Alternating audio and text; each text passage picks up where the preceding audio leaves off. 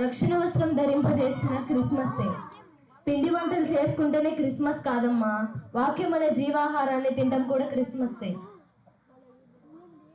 ఇల్లు శుభ్రం చేసుకోవడం కాదు, దేవుని వాక్యంతో హృదయ శుద్ధి కలగా యేసుకి రక్షణ కలిగి పొందడమే క్రిస్మస్ అమ్మా. అందరికీ హ్యాపీ సెమీ క్రిస్మస్.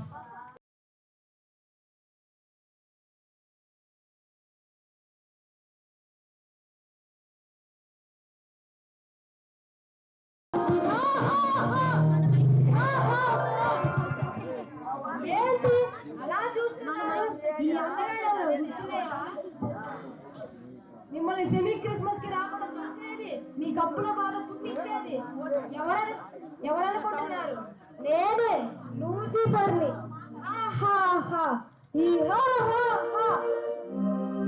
మీతో మాట్లాడి 1 నిమిషం వేస్ట్ చేశాను. ఈ రోజు నాకు ఒక ఇంపార్టెంట్ వ్యక్తితో అపాయింట్మెంట్ ఉంది. వెళ్ళి రావాలి. వెళ్ళి వస్తా. మిమ్మల్ని వదిలి నేను అస్సలు ఉండలేను. తెలుసుగా, లూసిఫర్ని.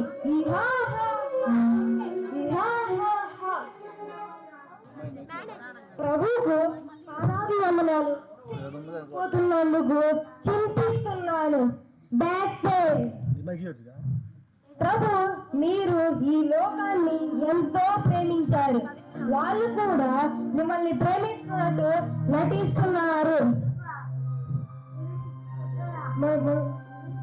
మొండితోక పాలెంలో సెమీ క్రిస్మస్ జరుగుతుంటే ఒక ఆంకేమో పట్టు చీరలు రావట్లేదంట, ఇంకొక ఆంకేమో బంగారం లేదని రావట్లేదంట, ఇంకొక ఆంకేమో పిండి వంటలు లేవని రావట్లేదంట.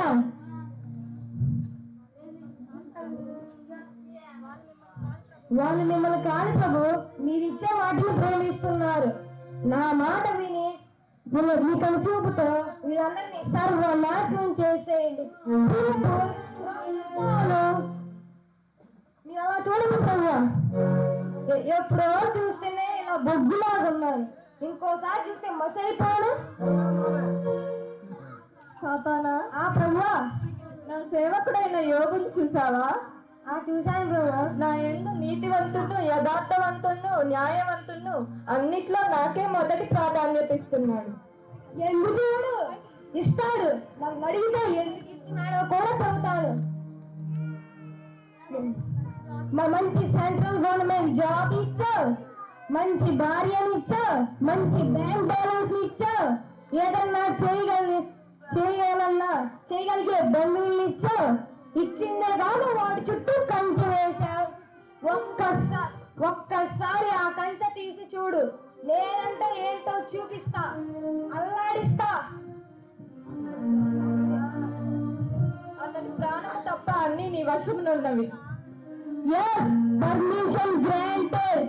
యోగు, నేను వస్తున్నా, కాచుకో, నిన్ను యో అనిపిస్తా. కుటుంబం ప్రార్థన చేసుకున్నాం.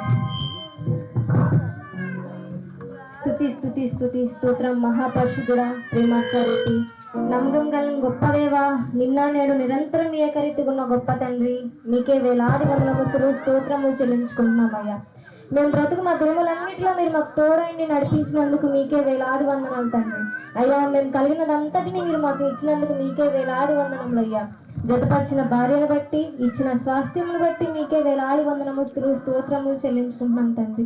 మేము బ్రతుకు మా దినములన్నిటిలో నీ యందు యథార్థవంతంగా, నీతివంతంగా, న్యాయవంతంగా నడుచుకునే ప్రవర్తన మాకు దయచేయమని యేసుక్రీస్తు పరిశుద్ధ నామమున అతి మిక్కిలి వినయముగా ప్రార్థించి అడిగి వేడుకుంటున్నాం తండ్రి. ఆమేన్.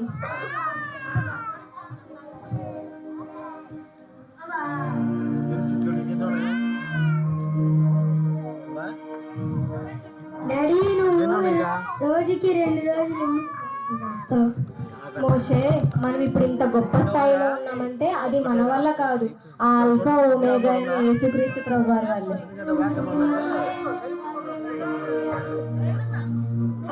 అవును డాడీ, మన దేవుడు సర్వశక్తికరుడు, సర్వాధికారి.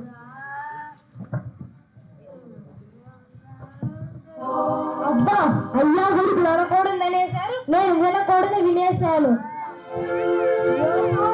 నిన్న ఒక ఊపడానికే నేను స్పెషల్ పర్మిషన్ తీసుకొని వచ్చా. ఇక మొదలైంది నా ఆట. ఇది ఆట కాదు, వేట. ఇక మొదలైంది.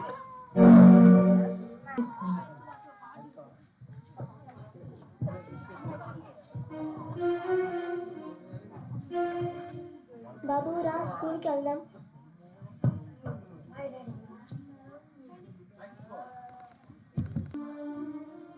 Mister Joe, good morning ma'am. I'm sorry to say this is your dismiss letter.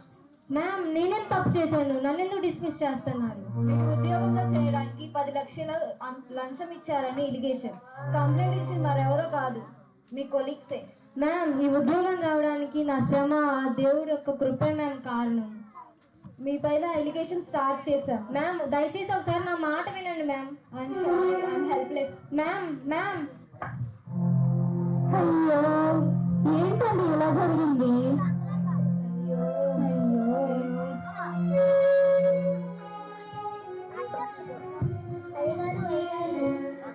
ఏమైంది? బాబుని ఎవరో మాస్క్ వేసుకొని వచ్చి తీసుకొని వెళ్ళారు. ఎవరిని పక్కన సహాయం అడిగినా కానీ వాళ్ళు ఎవరు ముందుకు రావట్లేదు. అయ్యో, ఏంటండి వాళ్ళ లేకుండా నేను అసలు బ్రతకలేనండి. అయ్యో, ఏంటి ఇలా జరిగింది?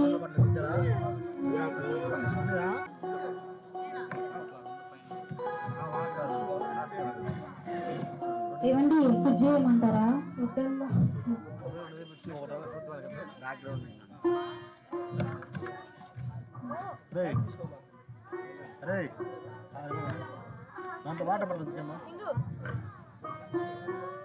డాక్టర్ గారు, మా వారు బ్లడ్ శాంపిల్స్ తీసుకెళ్లారు కదా, ఏమైంది? రిపోర్ట్స్ వచ్చాయా?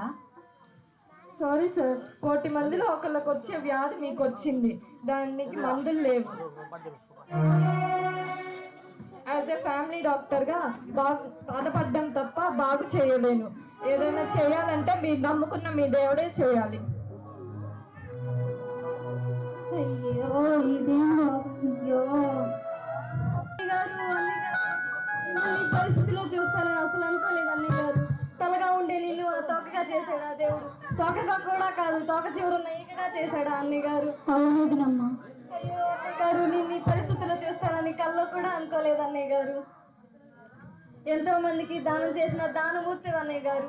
రోడ్లు పోయే వాళ్ళకి కుష్టోడం లేదు, కొంటోడం లేదు, ముష్టోడం లేదు, అందరికీ దానం చేసిన దానమూర్తి అన్నయ్య గారు. అలాంటి దానమూర్తికే దరిద్రం పట్టింది అన్నయ్య గారు. దరిద్రుడికే దరిద్రుడు అయిపోయావా అన్నయ్య గారు? అన్నయ్య గారు, నేను ఇలా చూడలేకపోతున్నాను అన్నయ్య గారు.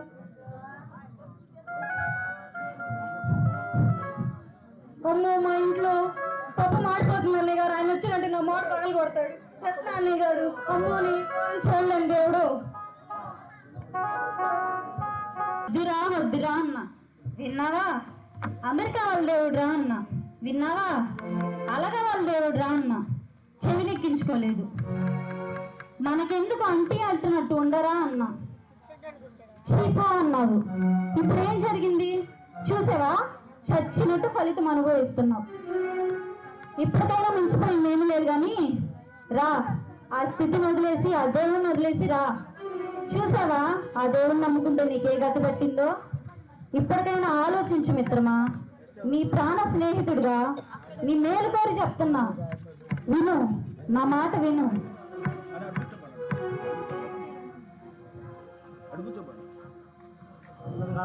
దేవునికి మహిమ కలుగును గాక.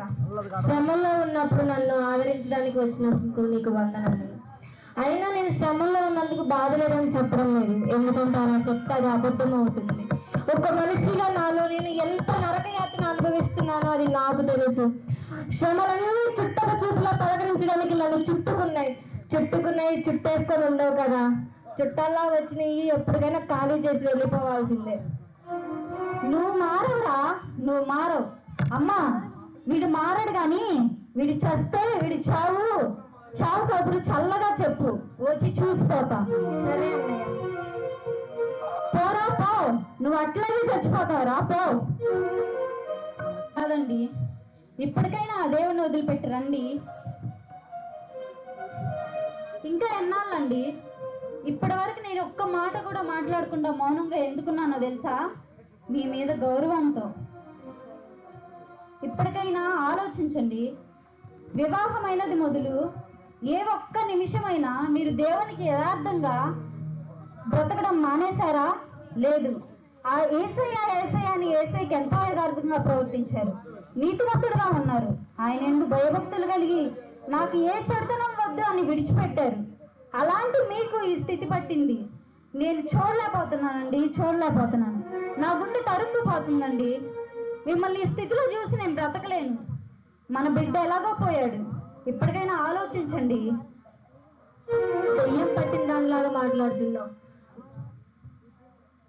అవిశ్వాసిగా మాట్లాడుతున్నావు. అన్నీ ఇచ్చినప్పుడు ఆనందంతో ఆయన్ని కొలిచాము. అడిగినవన్నీ ఇచ్చినప్పుడు సంతోషంతో గంతులు వేస్తూ ఆయన సన్నిధికి వెళ్ళాము. అందరం చేసేదే మనము చేసాము, దాంట్లో వింతేముంది? ఆయన ఇచ్చాడు, ఆయన తీసుకుపోయాడు. ఆ సత్యాన్ని మూర్ఖురాల్లాగా నీవు మాట్లాడుచున్నావు. అది కాదండి, మాట్లాడకు. ఇక నా వల్ల కాదు, మీరు మారరు. నేను వెళ్ళిపోతున్నాను. మీరు మారరు. ఇక నువ్వు మారవా? అస్సలు మారవా?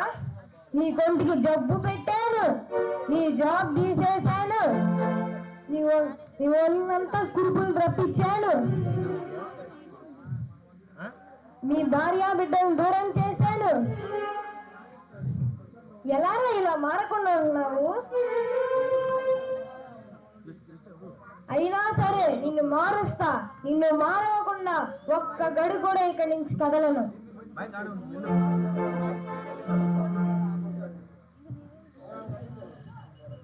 సాతానా, కదులుతా. ఒక్క గడియకేంది, ఎన్ని గడులన్నా కదులుతా.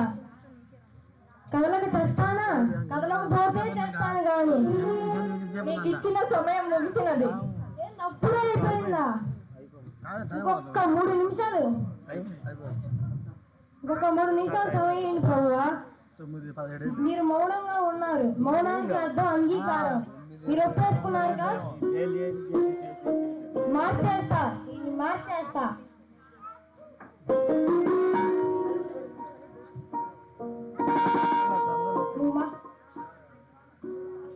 ఇప్పుడు దాకా నీ చుట్టుపక్కల ఉన్న టార్గెట్ చేశా, ఇప్పుడు నిన్నే టార్గెట్ చేస్తా. నీ ఆలోచనల్ని, నీ తలంపులను అన్నిటినీ టార్గెట్ చేస్తా. ఇంకా మీ మనసు మార్చుకోరా? ఇంకా నేను మౌనంగా ఉంటే నా తోటి వారంతా నన్ను ఇంకా మూర్ఖురాలు అంటారండి. ఈ స్థితి వచ్చినా ఇంకా మీరు ఆ దేవుని కొలుస్తూనే ఉంటారా?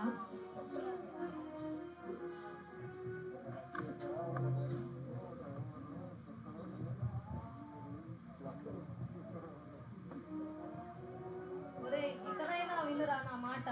నా ఆస్తి అంతా రాసిస్తాను, ఆ దేవుణ్ణి విడిచిపెట్టి వచ్చేయరా. నా ఆస్తి మొత్తం నీకే ఇస్తాను, నా పిల్లలకు కూడా ఇవ్వను. ఇకనైనా నా మాట వినరా. అదండి ఇంకా బాగానండి. మారాలి. లంచగొడ్డువి యథార్థంగా ప్రవర్తిస్తూ పైకి భక్తిని వెలగబోస్తుంది. చీచి, మారన్నయ్యా. ఇప్పటికైనా మార్చుకో. నీ స్థితిలో చూడడం నా వల్ల కాదు. బిడ్డల్ని పోగొట్టుకున్నావు, భార్యని పోగొట్టుకున్నావు. ఇకనైనా మారు అన్నయ్య, మారు. రండి, ఇకనైనా రండి. కుమారుడు పోయినా మనం మంచిగా జీవిద్దాం. నేను నా తల్లి గర్భం నుండి దిగంబరిగానే వచ్చాను, దిగంబరిగానే వెళ్తాను. ఉద్యోగం కావాలంటే దేవుని విడిచిపెట్టిరా, అంతా నేను చూసుకుంటాను. ఆ ఉద్యోగమే దేవుడిచ్చాడు, ఆయనే తీసుకున్నాడు. వదిలిపెట్టిరా. రా అన్నయ్య, ఇకనైనా వచ్చే అన్నయ్య. ఆ దేవుణ్ణి వదిలిపెట్టిరా. నన్ను కాపాడయ్యా, నేను తట్టుకోలేకపోతున్నాను తండ్రి. నన్ను కాపాడు ప్రభువా. మీరు నాకు సహాయం చేయండి అయ్యా. మీరు నా సహాయకుడు, నా సహాయకుడు నీవే తండ్రి. నాకు సహాయం చేయండి అయ్యా. అయ్యా, నా శరీరము కుళ్ళు కృషించిపోయినాను, నా ప్రాణము ఈ మందులో కలిసిపోయినాను. నేను నిన్ను విడిచిపోనయ్యా. నిన్ను విడువను ప్రభా, నిన్ను విడిచి నేను బ్రతకలేనయ్యా.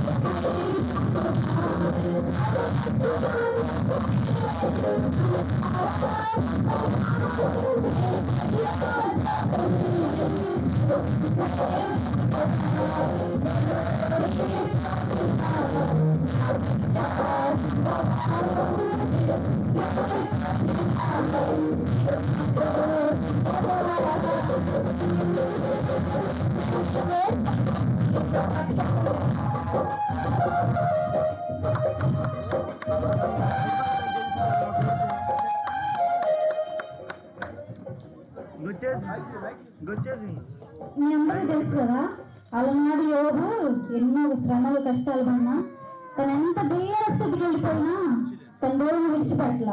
ఎందుకంటే తన అన్నం దేవుడిని ఆయన ఎరిగి ఉన్నాడు.